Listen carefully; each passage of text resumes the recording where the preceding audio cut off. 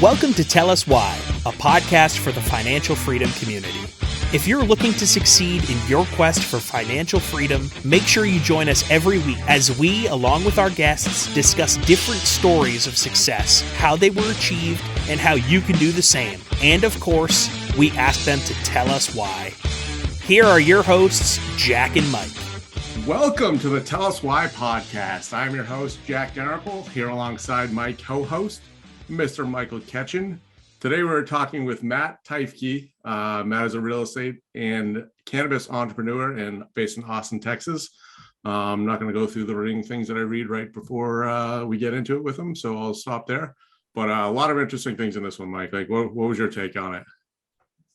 Just a guy who's definitely someone to admire, who's got it together, who's scaling multiple businesses, but really down to earth and approachable. I think it's gonna be a great resource for the community. And yeah, I think I'm gonna have to check out Traction, one of the things he's using, because man, everybody keeps using this to scale. What do you think? Yeah. I mean, I like the he's scaling his business, hiring employees, like giving them a vested interest. Like that was really interesting. We haven't really touched on that. What did he say? He's got 149 brokers or agents within his yeah. But he's doing a lot, get a lot of systems. He says he's not a systems guy, but he was talking a lot about systems during the podcast, so I'm not sure. But make sure you check out. I think he's a visionary, and make sure when you go back and listen a few times with how he gets into giving ownership and building a culture. I think the listeners will really take a lot away from that. A lot of valuable info, definitely. I think it was great. So before we do it though, should we hear this week's brought to us by? Let's do it. Are you sick of being treated like just another number by large insurance companies? Do you want a more personalized experience with somebody that you can trust? With Keith Monteith, that's exactly what you'll get. Keith is an experienced professional who can design an insurance plan tailored to fit your specific needs. With access to over 30 insurance carriers, Keith is able to shop numerous markets to find a price that works for you. So if you want an insurance agent that you can rely on and one that has your best interests at heart, then call or text Keith today on 978-241-2363. That's 978-241-2363. Keith Monty. He'll get you covered. Okay, Matt is a real estate and cannabis entrepreneur based in Austin, Texas. Him and his business partner, Alex Coffman, run Teifke. What is it? You know, Teifke Real Estate. Just told me. You already fucked it up. And the Real Estate Podcast. Together, they manage over 120 agents. And in addition, he is the co-owner of TRE Property Management Solutions and Longhorn Construction and Development. Matt, welcome to the Tell Us Why podcast. I'm happy to be here, guys. Just a little bit going on, huh? Yeah, we're staying busy. Man. I think it's impressive. You can run all those businesses, and my co-host can't read. So I think I don't know what it is, dude. It's got to be like I have to have like something. Yeah. So Matt, a ton I want to dive into. What I want to ask everybody is where you at today in a couple of the businesses we just mentioned. What do you guys got going on, and then maybe we'll work backwards from there. Sure. Yeah, we are trying to build the brokerage that teaches people how to get more out of real estate for themselves. And I've been around a lot of different brokerages, and they tell you to go get your sales volume up, call your sphere. Do whatever they say. Yep. We say, come here, be a partner, build your own brand, build your own team, build your net worth, and get EnTREpreneurial. And so we love it, man. We've got right now about 145 agents. We look at them as true partners, and we buy a lot of real estate with them. And so it's really what I ultimately wanted throughout my career, and I kept getting shut down by different brokerages. There's no secret. There's not a lot of tech, but we feel like we have dialed in what's really important. And that's how to go find an opportunity and look at it in 7-10 different ways to figure out how to make money and to have win-win situations. So instead of like going in and hoping our listing appointment's better than the next person, we have flexible, unique, creative ideas that people feel like they get to pick, and you create these win-wins. So we have a lot of fun with it. Building TRE here in Austin, we call it Opportunity City. All the jobs and people keep coming here. And then we got a wholesale company. We got 4 or 5 guys cold calling all day, every day here in Round Rock, finding off-market deals. And then we own 30% of Longhorn, which does custom bathrooms and kitchen remodels. And we love building. We love getting around people and figuring out how to grow together.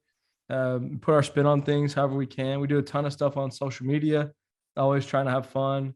And then, I do cannabis investing as well, just because I'm a big believer and fan of the plant and the flower, and, super passionate to see how things unfold as laws change and the future, gets a little bit closer. Sorry, I'm just going to hop in right there. Cannabis investing, what does that mean? Like buying, is it like stock exchange? Like I remember like a dozen years ago, I tried to buy some pot stocks and make a quick buck after the legislation changed. And I got absolutely hosed on that one. But like, is that what you're referring to? Or is it like? Yeah. I mean, it's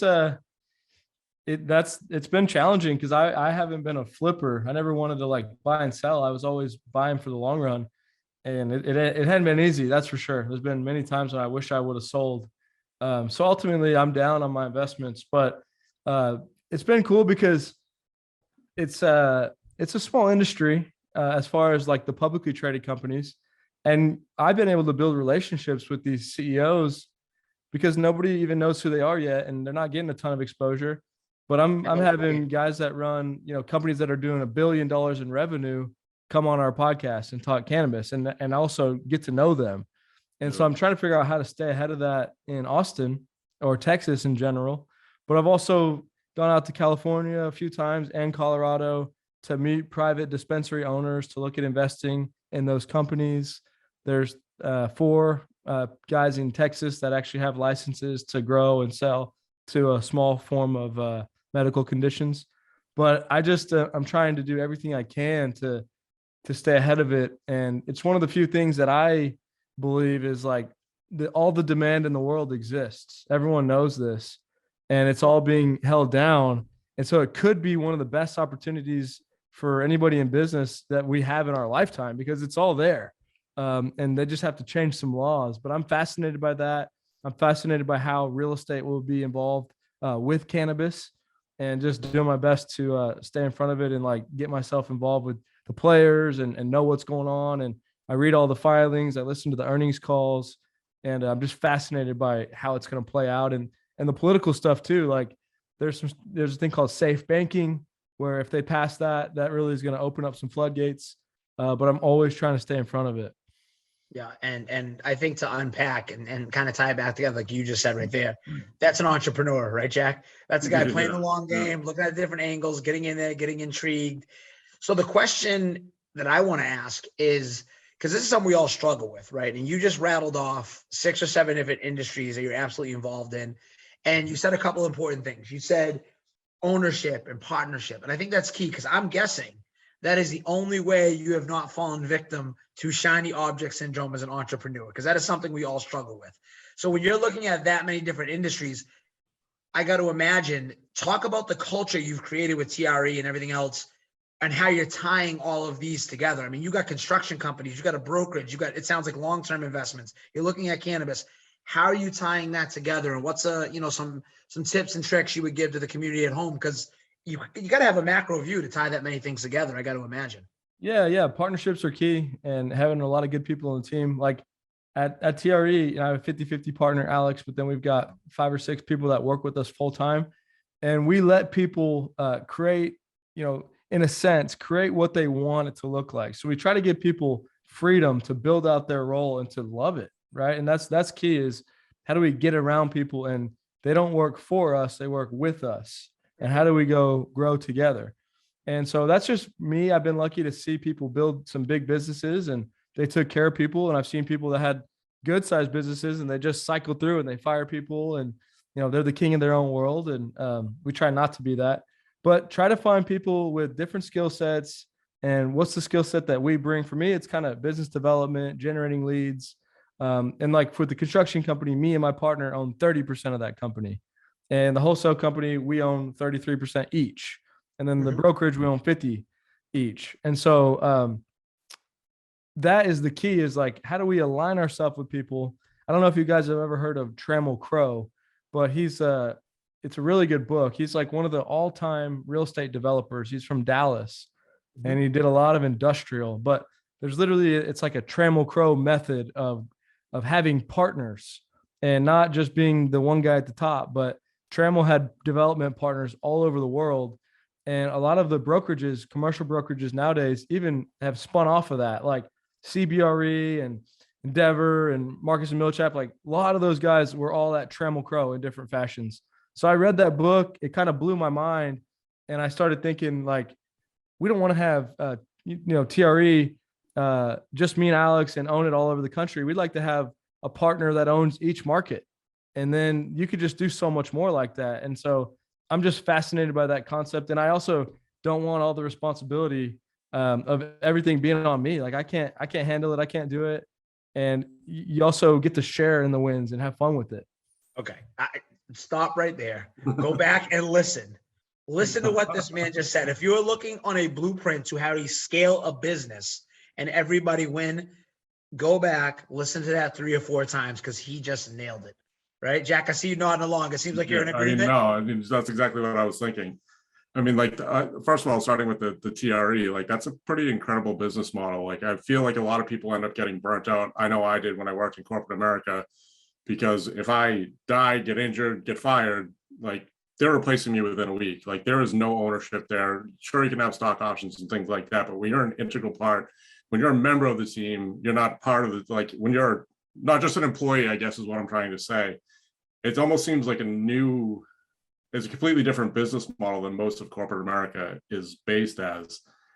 It almost seems like I'm not trying to be rude when I say this, but almost like a millennial thing where like people, they want to feel valued, and when they are valued, they're more likely to stay and not hop careers like 7 times. Like before I left my job, I was reading something about how people do have 7 different careers over the course of their life and things of that nature. Like, I feel like those people are going to be more bought in, more vested, and it's going to be a more productive environment all around. Yeah. And one thing to just point out, not to cut you off, but just, for me, like, it sounds like a nightmare to cycle through people. And I've been at companies like that, but I feel very blessed with the team and the people we have. It's like, we're going to accomplish whatever we want. It's just going to be a matter of time. And so, like, obviously time's a factor, but we have everything we need to just go accomplish things. And that's the key, is like, there's literally nothing that could stop us other than, we ran out of time, which is important, but like we have that ability. And you're right, I guess probably is a millennial thing, right? Like understanding and growing up in different worlds, and like, how do we completely align? And I just want to reiterate that book. If you guys or anyone wants to read it, Trammell Crow, I mean, that was a game changer for me. But anyways, and you also have fun. Like, you get to work with people that, like, forget about what, there's no finish line, right? Like, we're enjoying the process as we do it, because we're all loving what we do, and we all get to work together. Yep. And it's really, you just hit the nail on the head. It's process over results. And I was just talking to my team about this today, is that the reason we've been able to scale, but now it's time, Jack, we said on the podcast a couple of times, what got you here won't get you there. Right. And by getting that buy-in, by creating that culture, you're really giving them a purpose, which leads to the next thing I want to ask you. We're on Tell Us Why. We're big on the why, because we understand money's a weak motivating factor, short materialistic things. Any successful person will tell you, yeah, it's great, it's flashy. It's not what gets you here. Every uber successful person has a deeper meaning, a why, which is what we're getting into. So Matt, what is your why? What is your reason for taking on all of this tsunami of responsibilities and business opportunities? What is your why? What gets you up? What gets you going? What gets you driven to go hit those goals? Sure. Yeah. I mean, at the core, I'm a big believer in God and Jesus Christ. And like, that's kind of at my core of, I feel like there's a path that I'm been put on, and I got to try and follow that lead the best that I can. And I feel responsible in a lot of ways to help people and to be somebody that somebody can count on. When you're trying to be a leader, I think the buy-in is the first part, right? But then the second part is you just got to be accountable. I mean, people have already bought in. So how do I stay accountable? I feel very blessed. My mom was buying rental properties when I was a kid, and it changed her life and it changed my life. And so I just ultimately believe that there is another way, and that people feel trapped and they feel locked, and they're not being who they were put on this earth to be. And to me, like, that's the ultimate definition of success is, are you the person you were created to be?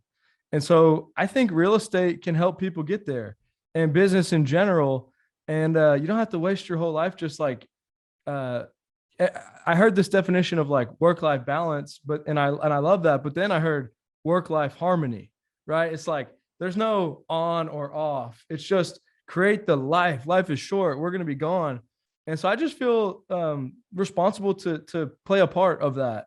And I try every day to figure out what's God's, plan, and give me wisdom and let me follow that. And then I'm just a grinder. I don't, that came from my mom being a single mom. So it's just in my blood. Like if I'm not working and accomplishing something, then I'm not happy. I no interest in retirement or anything like that. I want to build. I want to get around people. I want to have fun. And back to what I said earlier, there's no finish line. Like we're not trying to just build this and sell it. We just want to, let's have fun right now. Enjoy this process and help out, help change people's lives. People have changed my life. I'm still trying to grow and evolve and just get around people, and we all grow together. No, that was work-life harmony. I like that one. I know. I like that a lot. Stealing that one. I'm definitely going to steal that one. Work-life harmony. I haven't heard that yet. I stole it from someone else. T-shirt yet because it's going. So yeah. that was awesome. We give you kickbacks on the T-shirt sales. Don't worry. Hey, it ain't mine. I heard it. I heard it like 2 weeks ago, and I was like, that's really good. Yeah. That is, and like we said, I mean, I think everyone on this call relate, and I guarantee your team, even the energy you're bringing now, it resonates, right? And I love what you're going back to. Is now as I'm replaying my team meeting through my head today, is this should be fun. When we're trying to build a team, I think you hit the nail on the head that it's about flexibility and getting the right people. And we Jack knows I went and recruited a couple of guys working for me now. I've been recruiting them for 3.5 years, right? Because I knew that long ago. And guess what? I'm more convinced every day we made the right decision. But it goes back to, I don't want to have to go and restart this process from day one. So to piggyback on that, tying this all together, what are some tips, tricks, things like that with systems and processes? Are there any apps or any technology you guys use to tie this all together? Any thing around the process and systems? Anything you recommend to the community out there? Sure. Have you guys heard of Traction? The book, but is it Gino Wickman or something like that? Yeah. Yep. Yeah. So my wife probably read that book about 15 times. Oh, and wow. We're all in on Traction on all of our businesses. Can I ask a question there real quick? Because that's something we're going back and forth between that and the other one, like Jack knows, Measure What Matters. It sounds like you guys have now implemented the Traction system. Is that where you're going with it? And how long have you been doing it and implementing it in all the systems? Yeah, we've been doing it for about 4 or 5 years. And when we were sitting down, I'm not a systems guy. I'm kind of, throw my head through the wall, figure out what's next. You're an entrepreneur, man. You're a visionary. I'm right there with you. I get it. So. Someone was calling it a wild ass entrepreneur, right? And that's what we are. But we would get along great. So. I'm like, we're sitting here, what's our core values? What's our core focus? I'm like, what the hell are we talking about? Like, just put it on paper. Let's move on. Then it really resonated with me after we dialed that in. It's for us, core values, opportunities for everybody. We believe that wholeheartedly in real estate, opportunities for everybody. It used to be everybody's welcome. And that's true to a sense, but in reality, there's an opportunity for you. If you want to come be around us, we'll figure out an opportunity. Second one, you work with us, not for us. Third one, no fear attitude. Our core focus is make money in and on real estate. And after we started laying those out and I started talking about it, it's just like what we live by. So like for me, that alone in Traction, and I know that's not only exclusive to Traction, but that was valuable. And then everybody's got their quarterly goals and their rocks and their weekly KPIs. And I think it kind of comes back to there's not a clock in or clock out. It's like, get what you need to do done. And guess what? You're the one who partially set that up from the beginning. You picked your rocks, right? And so you're building your own business within the business, and you're taking accountability for that. So that was big. We're working on something that's new that my wife's really deep into called Omni Focus. And it's like a way to manage or schedule your time. I'm not super familiar because we're just starting it. And then other than that, man, I think it's just to like I said, to try to be doing what you love, because otherwise like you're just wasting your time. And like we try to promote that on our social media channels when we can, is like, break out of that shell that you become and be who you were before the world told you who you are. I love that. I like that. Go back, listen to that 10 more times too. I kind of want to dig in on something, and if you're not comfortable with it, no, man, whatever. Yeah. So I'm just kind of curious about like your employees. You said like opportunities for everyone. Like, how do you like? I guess my question is, how do you weed out the people who are up here right now? They think they're all about it. Like, I've seen a lot of people in real estate. They're like, I want to get in real estate. I'm going to do this, this, and this. And then 6 months later, they're here because they haven't done anything. Like, how do you weed those people out that are just gung-ho in the moment and not, not committed to the process or committed to your model, whatever you want? How are you weeding out employees, I guess? How are you selecting your employees? Something along those lines is what I'm kind of getting at. Are you kind of talking about like real estate agents though? Well, I'm more talking about real estate, like investors, people that want to invest in real estate. You see a lot of people that go to the meetups and they're all about it and things that. Like, I've contemplated taking some of those people on my team and incorporating them in my day-to-day, but I've never actually done that. And then some people are just like, you always come back and see people that are always there, and then you'll never see them again. Yeah, dude, it's a challenge, man. Like, honestly, I'm not sure the answer, but as far as agents go, like, back to opportunities for everybody, come on, be on the team. It doesn't have to look like what it is to me, right? Like, we have people that are librarians that are full-time and they sell a couple deals a year, and that's great as well. And I don't know the answer, man. Like, I was literally, I'll tell you just a quick story. Like, I was having 4 to 6 coffees a day or lunches for about 5 years. I met a lot of people in Austin. So I got to know everybody in a sense. And I got burnt out last year. And I had a guy come in like literally at the end of this process, and he's telling me, he's like, I'm a Hispanic dude. I'm a super hard worker. I was washing dishes in New York, and everywhere I went, I raised up and I grinded. And I'm like sitting there, like, I was literally about to just stop meeting people. And this guy's sitting right here in front of me. I'm like staring him in the eye, and it's a grind. Like, I mean, as much as I can try to hit it home, like, you get tears in your eyes. Like, I'm sitting there like, golly, like I pour my soul into trying to help people. And I believe in them more than they do a lot of times, because it's easy to sit around and talk about it. Everyone can talk a good game. And I'm like, all right, I'm going to take a chance on this guy. And I was like, meet me here tomorrow at 7 a.m. We did it for 2 or 3 days, and then he fizzled out. Right. And so, like, I don't freaking know, man. The only thing I can think is like, it's genuinely a very, very small percentage of people that are very serious about what they're doing. And it depends, like, maybe they're into working out or sports or video games, but just try as fast and as quick as you can to establish if they're real. And if they're not, like, you can still help them, but you're both wasting your time, because they might say that they want something, but they don't. But look, we got 145 agents, and there's a lot of them that say they want stuff, and they're not bad people.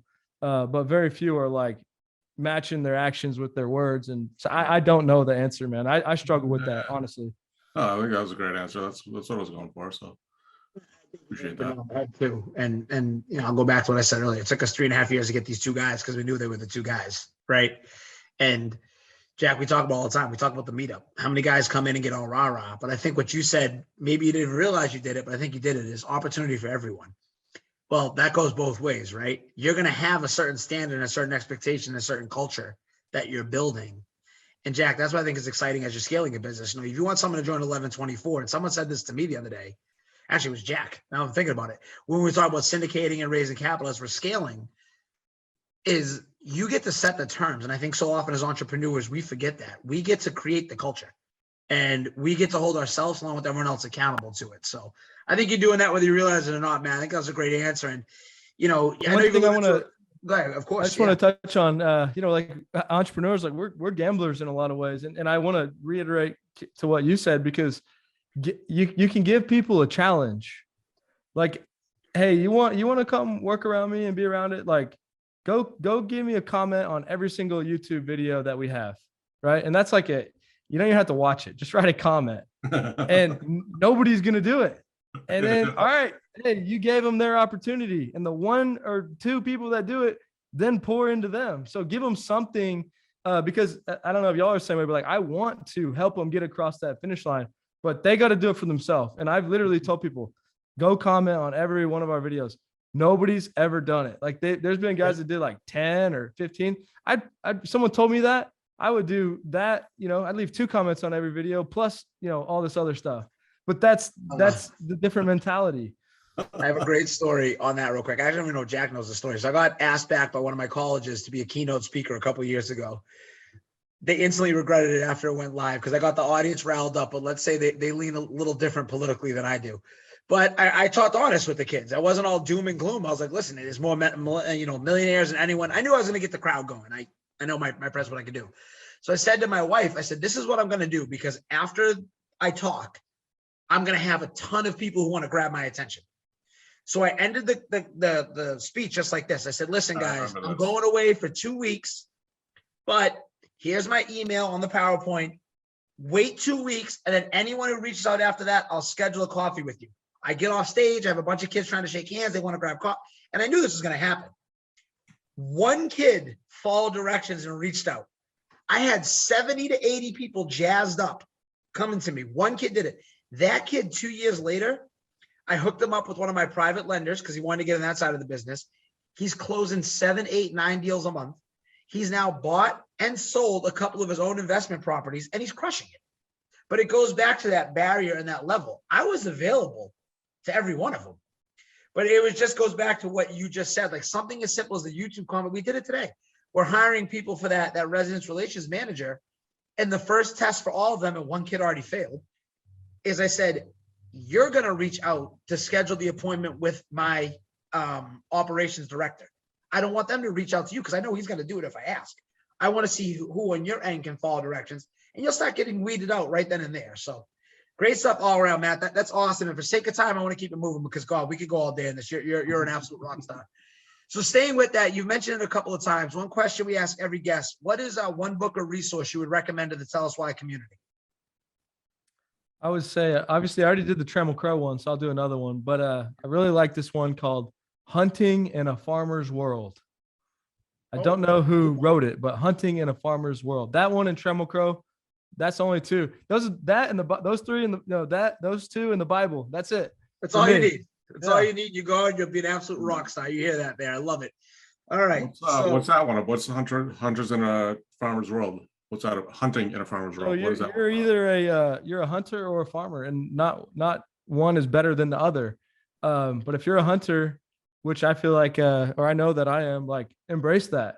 And this literally just lines it out. Like, hey, this is what it means, and this is what people are going to think about you. But there's nothing wrong with it. So the hunter needs the farmer. You go kill the deer or whatever, and I don't know how to cook it. I don't know how to cut it up. So I'm pointless without the farmers. But you need a balance, and you have to have that in an operation. You can't just have 2 hunters. You're just going to be, leaving a trail behind you with nothing to, account for. So realizing that there's literally almost just 2 different personality types, and embrace that and build. You need both to build. What you're saying is, I do need Jack, even though he's a farmer, is what you're saying. Okay, all right, we've got it. I guess. 100 before. Come on. All right. It's now time for the Big 3 segment, brought to you by QS Private Lending.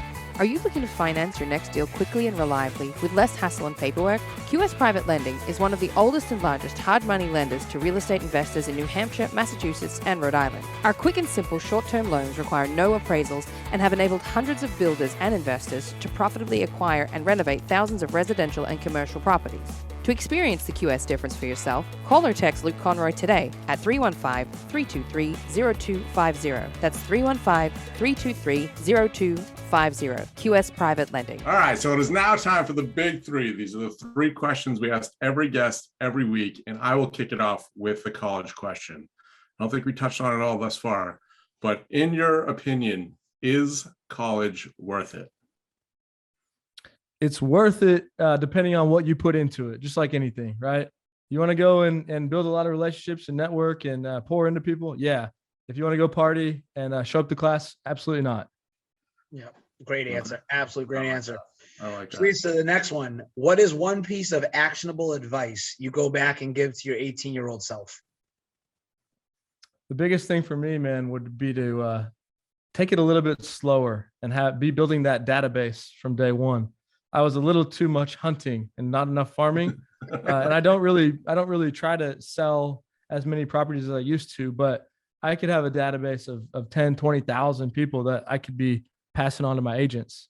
And I was never building that. And so I think to go along with that, like in just a concept is like, everybody's so short term, man. Like, when I talk to a seller, I'm like, hey, this is the first of 7 conversations. And everybody misses out on that. Every realtor I talk to, I store their number. Every wholesaler, I store their number. And those are the things that can set you apart. Just like you said, the one kid that wrote you the email, well, be that one kid and be that to 1 million people and see what happens. Wow. I like that. Bring it some fire. Good one. All right, hit him with the hot one, Jack. So going at the other end of the spectrum, you're 90 years old on your deathbed. I don't know why I threw the deathbed in on this one, but you're 90 years old. What is one thing you would want your 90-year-old self to say to you? That's a good one, man. That's a good one. I just want to say, like, man, you didn't get caught up in the ways of the world. You stuck to what was truly important, and you didn't buy into what everybody else wanted you to do. I like it. That's a good one. A very, very good answer. All right, Matt, after absolutely rocking and being a rock star, where can people get in touch with you? Where can they learn more about you? We're everywhere, man. YouTube, Teifke Real Estate. We're on TikTok, Instagram, Twitter. We're easy to find. Subscribe on YouTube if you can. I'm on Facebook, Matthew Evan Teifke II. Teifke Real Estate is our website. We're very responsive, and we're not just talking about it, man. Like, if someone wants to reach out, we'll help them out. We'll get back to them. Let's go grow together. I love it. Love it, Jack. Where can people learn more about Tell Us Why? You can find us on all social media, YouTube, Facebook, Instagram, LinkedIn, same stuff as Matt. All the links are in the description below. All his stuff, those books that we mentioned, will be in the show notes as well. If you're new and just listening for the first time, head over to our YouTube channel and subscribe. Come on. Anywhere you listen to a podcast, Spotify, iTunes. Also, Tell Us Why. And comment on every single episode we've had this far. Yes, come on. Hey, let's see if someone does it. If I both of us. love it. I would love it. That's a challenge. All right, Jack, what was the quote of the week? The only thing worse than starting and failing is not starting something. Seth Godin. Awesome. I love it. Right. I love it. So, Matt, thank you. Thank you for coming on the Tell Us Why podcast. That is it for today. Be sure to join us for next week's episode. And Mike, until next week. Bet on yourself.